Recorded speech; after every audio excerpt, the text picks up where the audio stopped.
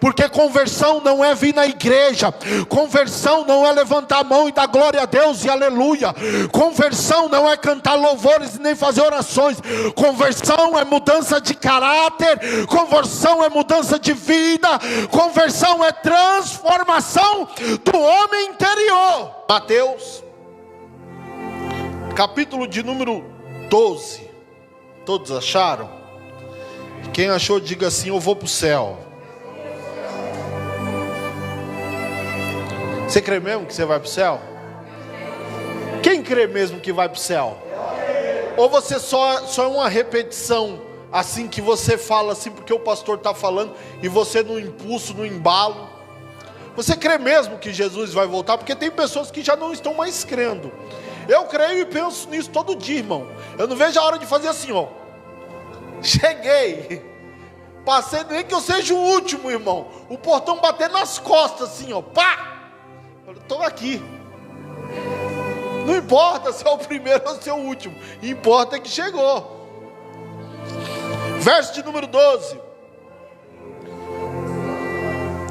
o subtítulo diz assim, ó: Jesus na Galileia, os primeiros discípulos. Jesus, porém, ouvindo que João estava preso, voltou para a Galileia, e deixando Nazaré, foi habitar em Cafarnaum, cidade marítima, nos confins de Zebulon e Naftali.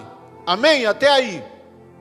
Meus irmãos, eu quero trazer um pouco aqui para os irmãos a memória sobre o nascimento e a vida de Jesus. O texto vai dizer que o anjo Gabriel, ele aparece a Maria, que estava despojada a José, e ela se surpreende com a presença daquele ser, e não é à toa que era um ser celestial, que assiste diante do trono de Deus, que é isso que quer dizer Gabriel, e ele dá a notícia para ela. Ele vem trazer a notícia, que muitas vezes nós nos enganamos achando que a notícia é da gravidez dela, mas a notícia que ele vem trazer, na verdade, é que o Senhor vai começar a cumprir as profecias acerca do Messias, e que Deus escolheu a vida dela para ser participante dos planos e dos projetos de Deus. Então ele vai falar assim: olha, eis que o Espírito Santo vai vir sobre ti, e você vai conceber do Espírito Santo, e você vai ter um menino, e o nome desse menino vai ser Emanuel, Deus conosco, e ele será a salvação dos homens. Ela se surpreende com aquele, não é um mandato, ela se surpreende com aquilo que ele está falando, e ela surpresa, ela fala: mas como isso vai acontecer? E aí ele vai explicar: o Espírito Santo vai vir sobre você. E todos nós sabemos que existia uma profecia, que o Messias, ele viria de Belém, que quer dizer casa de pão. Belém é o mesmo lugar onde que Jacó, quando fugia do teu irmão Esaú, adormece, ele coloca a cabeça numa pedra e ele tem uma visão em sonho, que ele viu o céu aberto e anjos subiam e desciam. Quando ele acorda de manhã, ele pega um óleo ungido e fala: não é este lugar outro a não ser a casa de Deus. E existia essa profecia, que o Messias ia vir de Belém. E naquela época Herodes, ele pede para que se levante um censo, ou seja, ele começa a contar a população. E José, que era de Judá, de Belém, ele tem que retornar à sua cidade para poder participar desse censo. E quando ele está na cidade, que ele chega o tempo também do cumprimento da promessa de Deus, não na vida de Maria, mas na vida dos homens, que Ele lhe daria um Salvador eterno, que Ele daria um Rei eterno ao trono de Davi. E ali numa manjedoura, o Rei dos Reis, que se despiu da sua glória, Ele nasce. Ele não nasce em um palácio, Ele não nasce num berço de ouro, mas Ele nasce no meio dos animais ali, perto de uma estalagem, e Ele é colocado numa manjedoura. Você pode imaginar isso? Você pode imaginar um rei, você pode imaginar um grande senhor, nascendo e sendo colocado em uma manjedoura. Não é comum, não é habitual. Eu que sou homem, preparo todo um quarto para o meu filho quando ele nascer. Não é verdade? Mas o Rei dos Reis, para se cumprir aquilo que tinha sido dito através dele, ele nasce e é colocado numa manjedoura. Por aqueles tempos, alguns reis vieram visitar, e o texto vai dizer que aqueles reis, quantos reis eram? Não, o texto não fala quantos eram. O texto fala que foram 3 tipos de presente: ouro, mirra e incenso. Fala os reis magos. Os reis magos, não fala quantos reis eram, fala os reis magos. Magos não é que eles faziam magia, mas eles eram observadores. E atraído por uma estrela que brilhava, ele chega até Herodes. E eles vão perguntar onde que foi que nasceu o rei dos judeus. E naquele tempo quem reinava era quem? Era Herodes. Herodes, tomado de ciúme, de inveja, não querendo perder o seu trono, manda matar todas as crianças de 2 anos para baixo. E ali Deus fala mais uma vez com José em sonhos e fala: olha, vai para o Egito e fuja, porque estão querendo matar o menino. E ali ele pega a sua família, José, e vai para o Egito.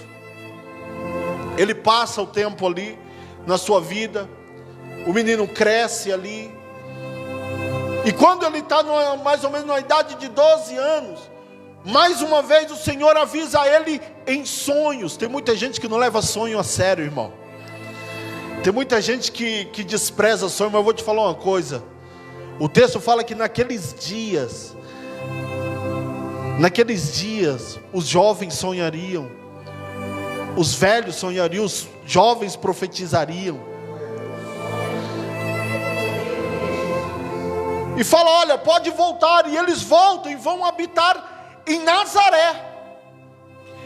E aí nós não temos mais nenhum relato bíblico sobre essa parte da vida de Jesus. A última vez que nós vamos ouvir falar dele, ele tem 12 anos, está ensinando os doutores dentro do templo.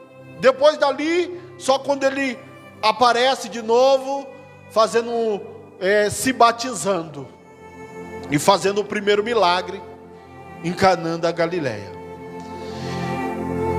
Esse texto que nós estamos lendo aqui é o momento aonde que Jesus, ele vai se mudar de Nazaré para Cafarnaum.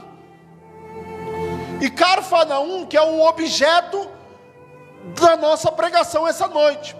Só que ele não vai morar em Cafarnaum por acaso. Ele não vai em Cafarnaum porque Cafarnaum era uma cidade marítima. Ele não vai morar em Cafarnaum porque Cafarnaum era um grande centro. Não, ele vai morar em Cafarnaum porque existia uma profecia no livro de Isaías acerca dele. E aí é onde que completa o texto que nós lemos no versículo de número 14. Vai dizer assim, ó: para que se cumprisse o que foi dito pelo profeta Isaías, que diz: a terra de Zebulon e a terra de Neftali, junto ao caminho do mar, além do Jordão, da Galileia das nações, o povo que estava sentado entre trevas viu grande luz, e os que estavam assentados na região das sombras da morte, a luz raiou. E desde então começou a Jesus a pregar e a dizer: arrependei-vos, porque é chegado o reino dos céus. Então ele muda para Cafarnaum para se cumprir essa profecia. E ali ele começa a pregar o quê? O arrependimento.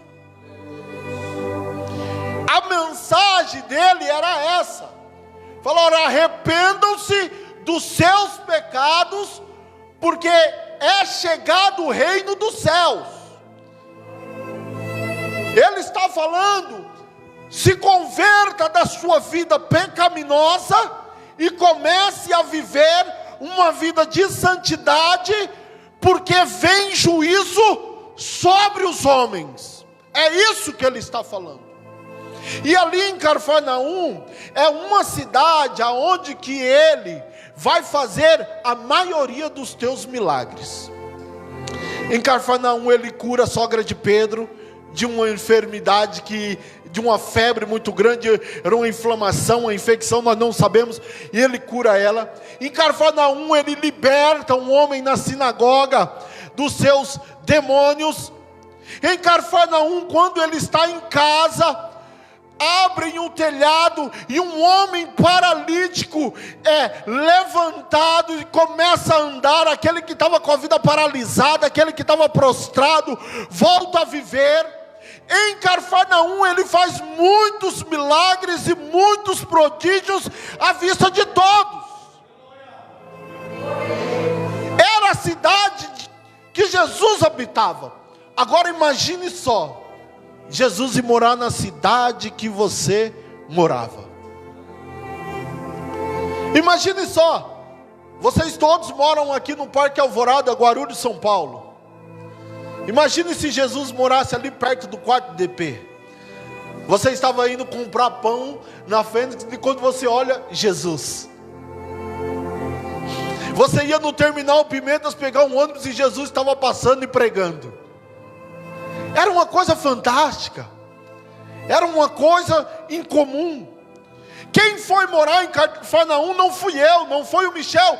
Quem foi morar em Cafarnaum foi o Rei dos Reis. Quem foi morar em Cafarnaum foi aquele que, quando o primeiro homem foi formado do pó da terra, ele estava lá e foi ele mesmo que lhe deu vida.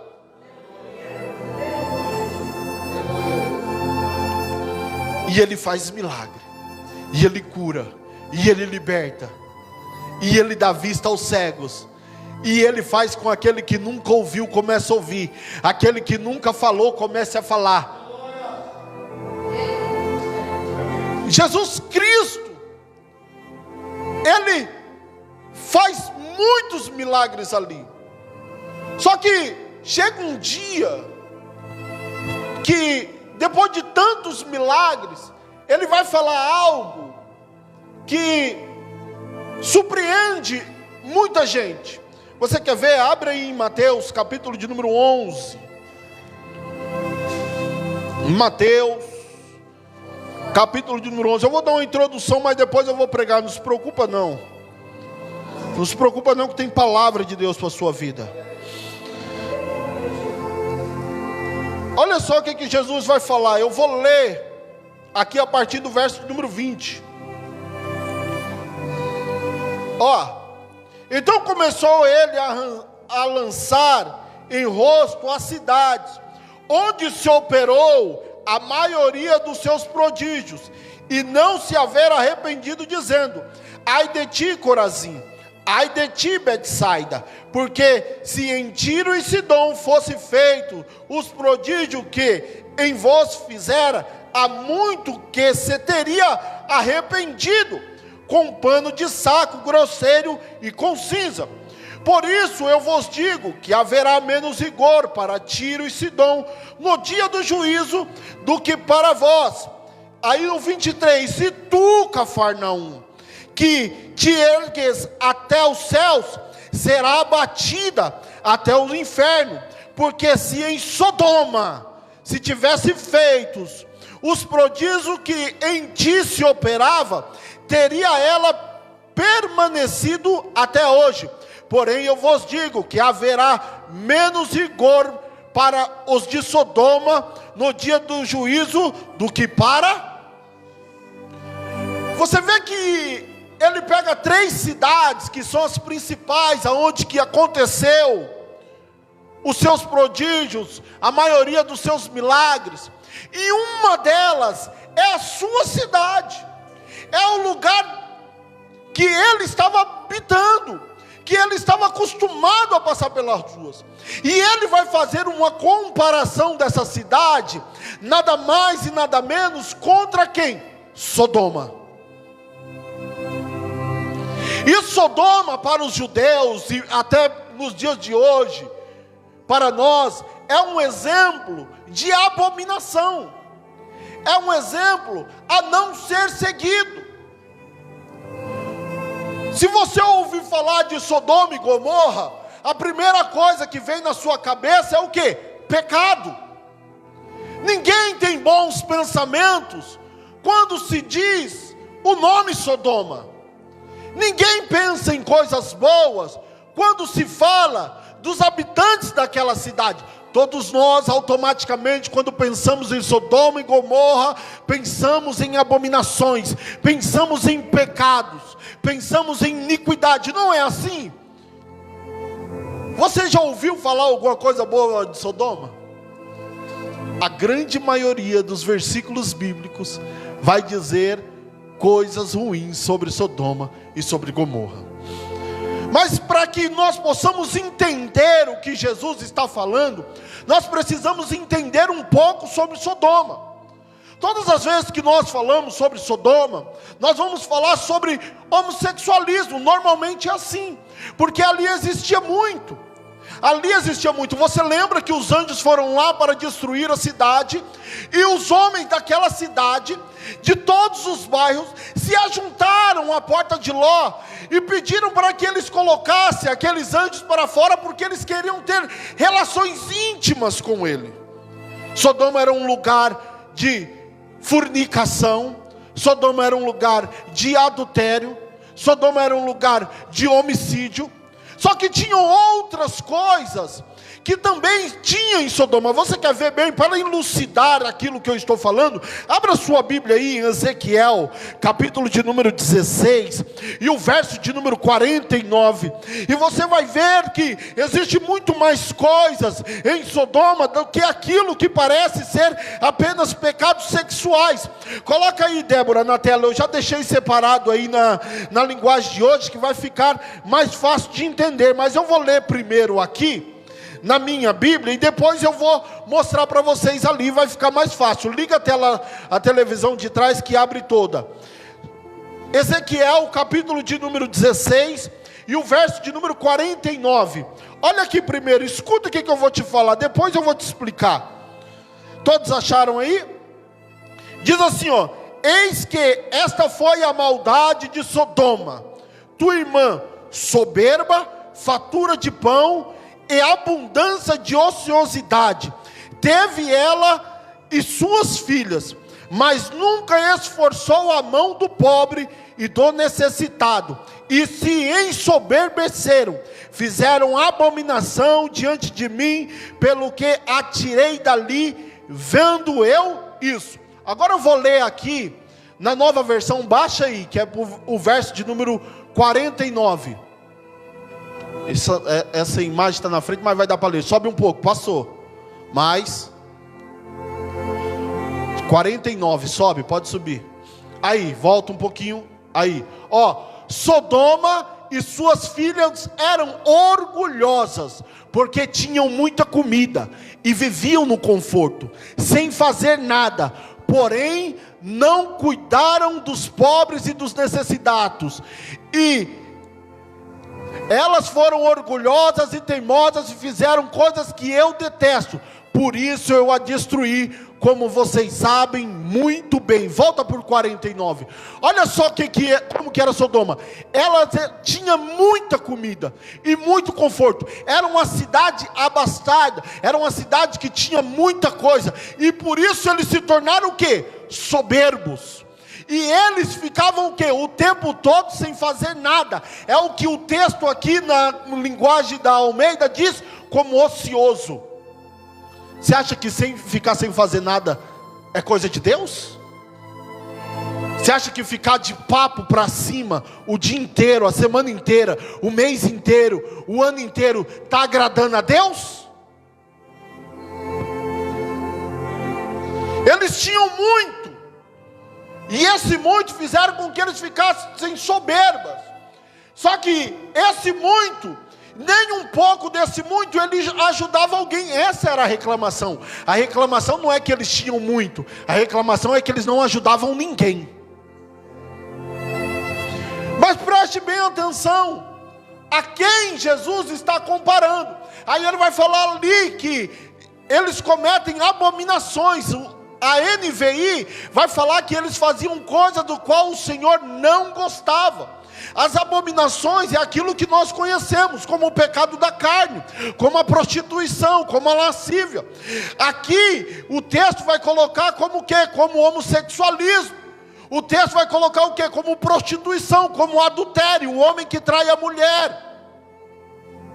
Ou também o adultério era aqueles que ficavam trocando de Deus. Fornicação, o sexo fora do casamento. Olha com que Deus está comparando Cafarnaum.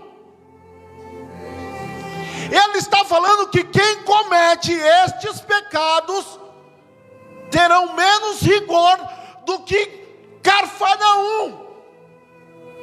E qual é o pecado de Cafarnaum? A incredulidade. Você vê que no texto ele vai falar assim, ó, a muitos eles teriam se convertido. Você quer ver que eu provo que é isso? Marcos, capítulo de número 6, verso de número 11. Evangelho segundo escreveu Marcos, o capítulo de número 6 e o verso de número 11. Aleluia, glória a Deus. Dá um aleluia aí, irmão.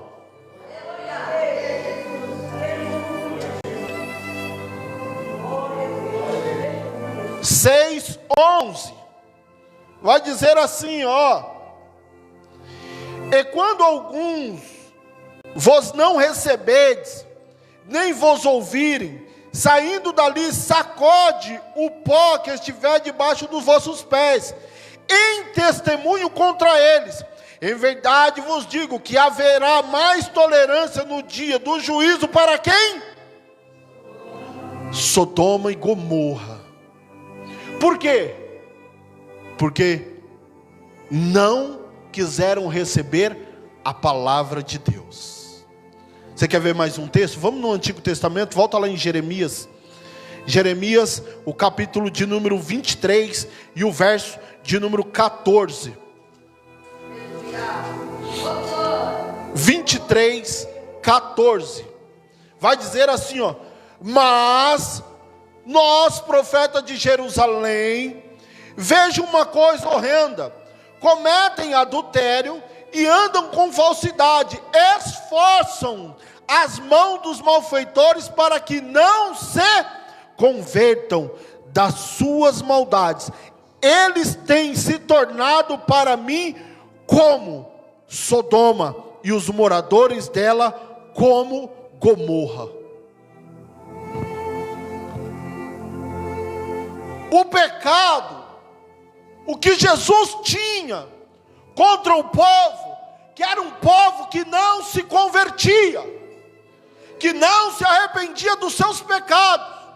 Agora, se você for olhar o texto, todo o texto que fala que Jesus está em Cafarnaum, principalmente o texto que fala que ele está em casa, vai falar que afluía uma grande multidão. Ou seja, o povo ia no culto, o povo adorava, cantava louvores, dava graças a Deus, ouvia os testemunhos, eles mesmos contavam o testemunho, mas não se arrependia. Eles iam na igreja, eles ouviam o pastor falar, mas quando saía dali, voltava para os velhos costumes. Mas quando saía dali, voltava a ser quem sempre foi. O povo de Cafarnaum convivia com Deus. O povo de Cafarnaum estava diante de Deus, na presença de Deus, mas não se convertia, porque conversão não é vir na igreja, conversão não é levantar a mão e dar glória a Deus e aleluia, conversão não é cantar louvores nem fazer orações, conversão é mudança de caráter, conversão é mudança de vida, conversão é transformação do homem interior. O que Deus quer é conversão genuína, meu irmão. O que Deus quer é conversão de caráter, é mudança de coração, é mudança de hábito, é mudança de vida. Não adianta você vir na igreja, o que eu costumo falar muito aqui nessa igreja: toma cuidado para você não ser um frequentador de igreja, toma cuidado para você não ser mais um que vem na igreja, dá glória a Deus, dá aleluia, chora, sente a presença dele, mas a vida continua na mesma, no mesmo pecado, nos mesmos vícios, nos mesmos costumes. Toma cuidado. Eu vim pregar uma palavra hoje aqui de confronto. Eu vim pregar uma palavra hoje aqui para te levar à conversão de caráter. Presta atenção, meu irmão. Eu não estou falando que o apóstolo Paulo fazia os milagres. Eu estou falando que o Deus Todo-Poderoso, Criador dos céus e da terra, desceu na terra e escolheu Cafarnaum para morar. E ali ele manifestou o seu poder e a sua glória. A sua misericórdia superabundou. Porque a Bíblia diz que aquele que estavam em trevas viu grande luz. Eles viram coisas que ninguém tinha visto. E mesmo assim não se convertia. Você acha que se converter, e não estou falando isso porque a Márcia subiu hoje aqui e contou testemunho, não é isso. Você acha que se converter é contar testemunho? Não. Isso é benção. Isso é benção. Uma porta de emprego é benção. Uma cura é benção. Outro dia eu vi um rapaz que defende o homossexualismo falando, mas Jesus curou o servo do centurião, e o servo do centurião, ele era romano, e os romanos tinham essa prática. Só que ele não entende que milagre é para quem tem fé, mas céu é para quem tem santidade. Milagre é para quem crê, mas o céu é para quem se separa, é para quem paga o preço. E o que eu estou pregando para você hoje aqui não é milagre. O que eu estou pregando para você hoje aqui é a vida eterna. Milagre qualquer um recebe, irmão. Deus fala com qualquer um que tem fé, querido. Você quer ver uma prova disso? O Murilo estava orando, pedindo para que Deus falasse com ele.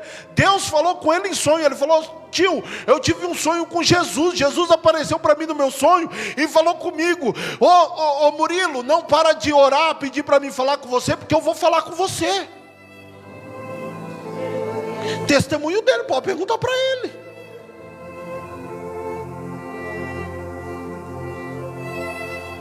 Tem muita gente que prega maravilhosamente bem.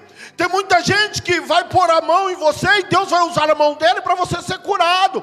Tem muita gente que vai profetizar sobre a sua vida e você vai receber. Mas não é isso que se trata o reino do céu. O reino do céu se trata em abandono.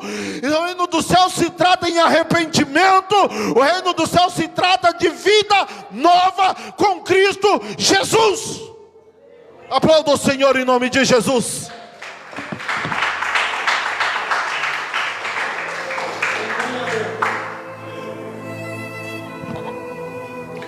Os moradores de Sodoma estavam acostumados. Esse foi o problema. Porque uma coisa, ô Zé, quando acontece nova, nos traz, dá um impacto, não dá? É um impacto, irmão. Quando você vê o irmão contando um testemunho daqueles, né? Chega a arrepio o cabelo. Você fala: meu Deus! O que é isso? Só que quando começa a se tornar repetitivo, quando alguém vem te contar que Deus abriu uma porta de emprego melhor do que aquela que você estava, você fala assim: ah, lá na minha igreja também aconteceu. Se torna comum. E aí é onde que mora perigo. É aí onde que mora o perigo. Os feitos de Deus se tornar normal, comum na sua vida. E não é. Porque o que Deus faz nunca é normal. Ele faz o sobrenatural. O normal quem faz sou eu e você. E um texto muito claro disso é a ressurreição de Lázaro. O que ele fala? Tirem a pedra. Aí ele chama Lázaro para fora. O que ele está falando assim? O que é normal é com vocês, mas o sobrenatural sou eu quem faço. E ele manifesta o sobrenatural para que a gente venha crer. Porque se ele é Deus, ele tem que fazer sobre o natural. Tem que ser além do normal. Porque o normal nós estamos conhecendo, meu irmão. O normal eu e você consegue fazer. Você consegue fazer. Você consegue fazer uma onda? Consegue. Tem muitos clubes hoje em dia, né? Verdade, que fazem onda. Não é aquelas ondas artificial, mas eu quero ver alguém andar sobre as águas. A onda você pode fazer, mas eu quero ver você andar em cima dela. Até chuva hoje em dia o povo faz, eu quero ver parar. Até vento você faz, eu quero ver você dar ordem para ele e ele te obedecer. Até o sol a China está querendo imitar, eu quero ver ela parar o globo terrestre. Ele sempre vai fazer além das nossas possibilidades, além daquilo que nós temos condições. Para quê? Para que a gente creia que Ele é Deus e que possamos seguir os seus passos. Quais são os passos de Jesus Cristo? É a santidade, da qual ninguém verá a Deus. Não adianta, irmão, sem arrependimento ninguém vê a Deus. Ninguém vê a Deus. Vivendo a mesma vida, ninguém vê a Deus. Tendo os mesmos costumes, ninguém vê a Deus. É necessário nós largarmos as nossas intenções pecaminosas. É necessário nós largarmos os nossos costumes pecaminosos para podermos nos aproximar dEle, para que possamos ter a oportunidade de ser salvo em Cristo. Pastor, só basta crer para ser salvo. É verdade, você creu, você está salvo. Mas para se manter salvo, é necessário você se santificar. Tem pessoas que falam, que estão pregando hoje em dia a hipergraça. Uma vez salvo, sempre salvo. Outro dia um rapaz tentou me convencer disso. Ele falou assim: ó, você creu em Jesus, é o que basta. Você pode se desviar e ir para qualquer lugar, você ainda está salvo. Porque antes de você morrer, ele entrega a carne, mas salva a alma. Eu falei: é verdade. Isso que você está falando é verdade. É por isso que ele falou que aquele que está de pé, toma cuidado para que não caia. É por isso que ele falou: tome cuidado para que não roube a tua coroa. É por isso que ele deu o exemplo da parábola daqueles que ele entregou os talentos. E quando ele voltou, aquele que não tinha nada para colocar na mão dele, ele entregou os açoites. É verdade o que você está falando. É por isso que na parábola da ceia do grande rei, aquele que não estava com vestes adequadas foi entregue na mão dos malfeitores para o açoite. Esse é um evangelho de facilidade, irmão. O evangelho ele não é fácil, não tem facilidade, não tem não. O que Jesus falou? Se esforçai para entrar na porta estreita, porque apertado é o caminho da salvação, e o caminho da perdição largo. Aí para pensar, se esforçar, o que é fazer esforço? Você já parou para pensar o que é fazer esforço? Quando você é novo, aqui a maioria está acima dos 40 já, só a donzela que acompanha a nossa irmã, que é mais nova, e a Débora, a Mayla, né? A maioria vai entender. Quando você é novo, você está no sofá de sua casa, você fica ali 1 hora ali, assistindo, né? Fica assistindo. Falou, vou tomar um café. Você já levanta, não é verdade? Rápido e fácil. Agora, quando você passa dos 40, trabalhou a semana inteira, de sol a sol, dirigiu até 1, 2 horas da manhã, você fala, vou fazer um café. Já, a mãozinha para ajudar. Ai, nossa, você tem que fazer o quê? Um esforço. O esforço é como se fosse um auxílio, algo a mais. O esforço vem aqui como algo necessário, porque senão você não consegue. Se eu for levantar essa cadeira, eu levanto ela tranquilamente com a mão. Mas se eu for levantar aquela pilha ali, eu preciso do quê? Da outra mão e fazer força. Ou seja, o esforço aqui é colocar uma energia a mais, porque senão você não consegue. E aí que nós vamos entender, quando ele fala assim, negai a vós mesmo, é aqui que esse esforço, esse algo a mais tem que entrar. Por quê? Porque nós gostamos do pecado, nós queremos o pecado, nós desejamos o pecado. Pastor, eu não, tu é mentiroso, porque a Bíblia diz que a carne é inclinada para o pecado, e quem nunca pecou mente. Não é verdade? Quem gosta de comer aqui? Vai falar que tu não gosta de comer, que tu não é nem crente. Crente que não gosta de comer não é crente. Pensa na comida que você mais gosta. A comida que você mais gosta. Você gosta do que, Michel? Churrasco. Você, Zé? Churrasco, olha, tudo churrasqueiro. Mayla? Chocolate, olha aí.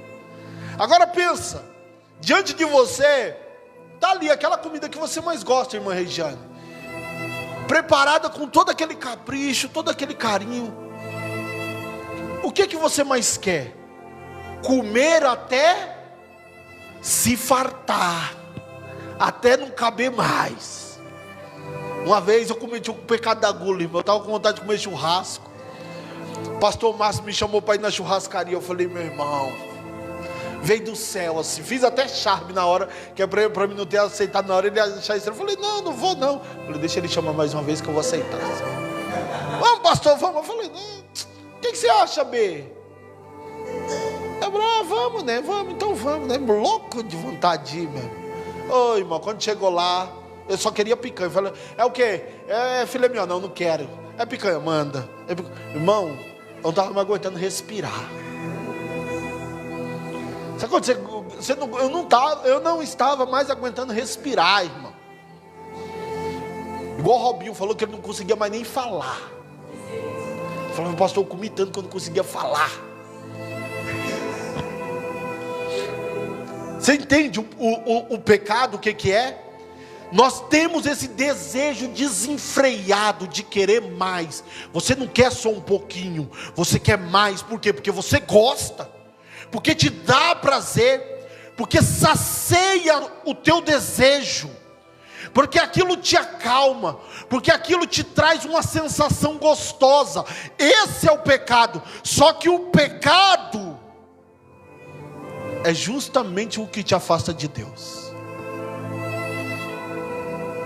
Paulo vai falar, nem a altura, nem a profundidade, nem o hoje, nem o porvir, nem as potestades poderá te afastar do amor de Deus. Aí Isaías completa, a única coisa que faz separação de vós e o vosso Deus é a sua iniquidade. Por quê? Porque Ele é santo. Ele é santo. Nós precisamos entender e compreender que quem nós buscamos diante de quem nós nos prostramos, não há sombra de pecado ou iniquidade. Ele é luz, ele permanece luz, ele é santo, ele é separado, e não existe outra forma de se aproximar dele, a não ser pelo caminho da santidade e da renúncia do pecado. Não porque ele não queira que a gente se aproxima, porque nele não há pecado.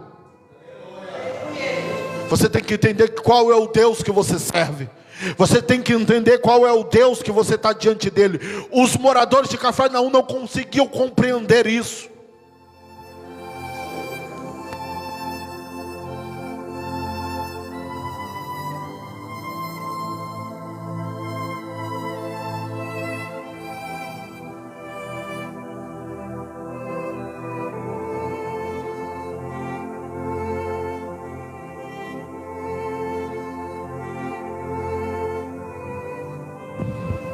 Som. Você já parou para... Ah, irmão. Pegou? Pode deixar, pode deixar. Pode deixar. Deve ter desligado embaixo. Pode deixar, é assim mesmo, meu irmão. Você começa a bater, você começa a bater no pecado, a pregar a salvação. As coisas começam a contar. A base desligou sozinha, amém? Você já parou para pensar? Se o tanto que você mudou já é o suficiente?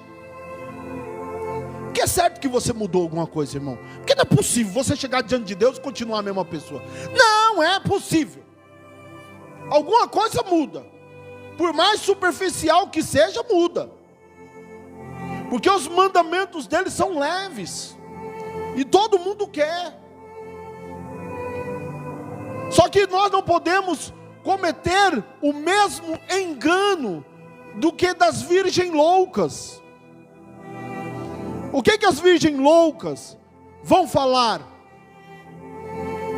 Que elas todas eram virgens, elas todas se arrumaram, elas todas se prepararam, mas apenas 5 se preocuparam em levar algo a mais. Apenas 5. 5 falou assim: eu acho que eu vou levar um pouco a mais. Olha, eu sei, pode ser, eu acho que isso aqui vai dar. Mas para que eu não seja pego de surpresa, eu vou levar um pouco a mais. Mas para que eu não seja pego de surpresa, eu vou colocar um pouquinho a mais aqui. As outras, olha, não, isso aqui é o suficiente. Esse tanto de azeite aqui é o suficiente. E foi pensar que o que elas tinham era o suficiente, que deixou elas de fora do encontro com o noivo. Aí eu pergunto para você: o tanto que você já mudou, o tanto que a sua vida já foi transformada, é o suficiente ou dá para mudar um pouquinho mais?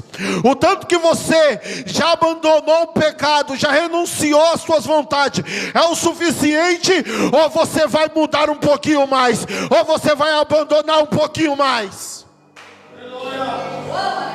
Glória a Deus. Meu irmão, eu coloquei algo no meu coração,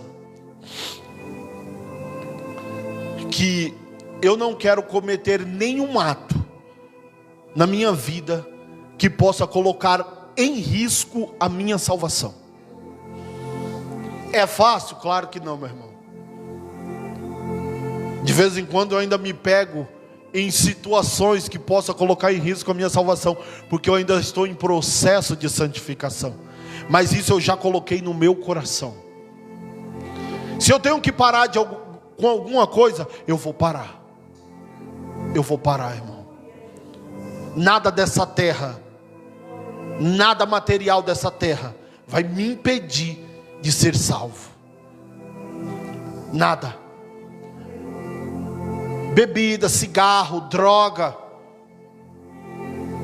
Estou falando coisas que eu já cometi. Bebi muito, fumei muito, me droguei muito, maconha, cocaína. Andar com a malandragem por aí, cometer crime por aí. Briga, confusão. Diz que me diz. essas coisas não vão me impedir de entrar no céu. Mágoa, não, estou disposto a perdoar, irmão. Talvez eu não consiga na mesma hora, porque tem coisa que é difícil. Fala a verdade, irmão. Você está com vontade de matar a criatura e você tem que perdoar. Você fala, não, o desejo que eu estou agora é de matar ele. Mas se o Senhor me ajudar, eu perdoo. Essa semana, que dia foi? Ontem, um irmão mandou uma mensagem para mim. Vocês até conhecem o Zé, o presbítero José, lá da pastora Fran. Mandou uma mensagem para mim, ele falou, pastor, fui em uma saída e eu cheguei lá, o pregador era o homem que matou meu tio. Meu irmão! Aí ele falou, pastor, Deus nos coloca em cada situação. Você já pensou nisso? Você chega no lugar para cultuar, e quando você olha um camarada que vai pregar, é aquele que te causou uma dor intensa, que tirou a vida de alguém que você amava. Aí Jesus fala, se vós não perdoar-vos uns aos outros, eu também não vos perdoarei. Isso é muito sério, irmão. Isso não tem sido pregado. Os carrapichos das ovelhas não têm sido mais tirados. As ovelhas estão num aprisco, gordas, fartas, mas cheio de carrapicho, cheio de pulgão. Está cheio de benção, mas está cheio de mau costume. Está andando por caminhos que vai levar ela para a perdição, vai levar ela para o matadouro. E a função do pastor é cuidar das ovelhas do Senhor. Por isso que eu prego arrependimento nessa noite e falo para vocês: arrependei-vos, porque é chegado o reino dos céus.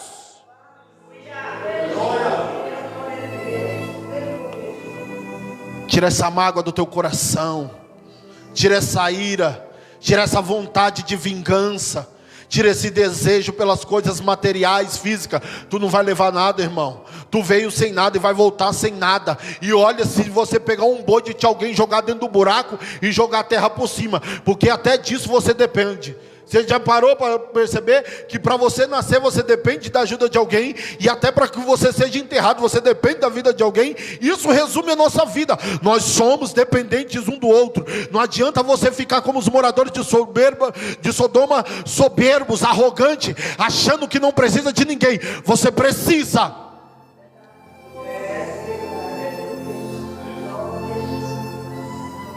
Cafarnaum era uma grande cidade marítima. Pedro morava lá, João morava lá. O comércio era agitado, ó. E Jesus no meio pregando. Meu irmão, eu fico maluco quando eu começo a imaginar o texto, que a Bíblia fala que nós temos que meditar. Meditar o quê? É imaginar como que era. Imagina só, meu irmão, Jesus vindo andando na beira da praia, Pedro está lavando a rede, e ele vem andando calmamente, com aquele olhar sereno de quem detém todo o conhecimento nos céus e da terra. E ele fala assim, ó: vem, segue-me, que eu vos farei pescadores de homens. O rei dos reis. Ele falou assim: eu não vou mandar pregador, eu não vou mandar profeta, eu não vou mandar evangelista, eu não vou mandar sacerdote, eu mesmo vou lá. Sabe como que eu entendo isso? O cuidado de Deus. Porque quem quer bem feito faz, não manda fazer. Não é verdade?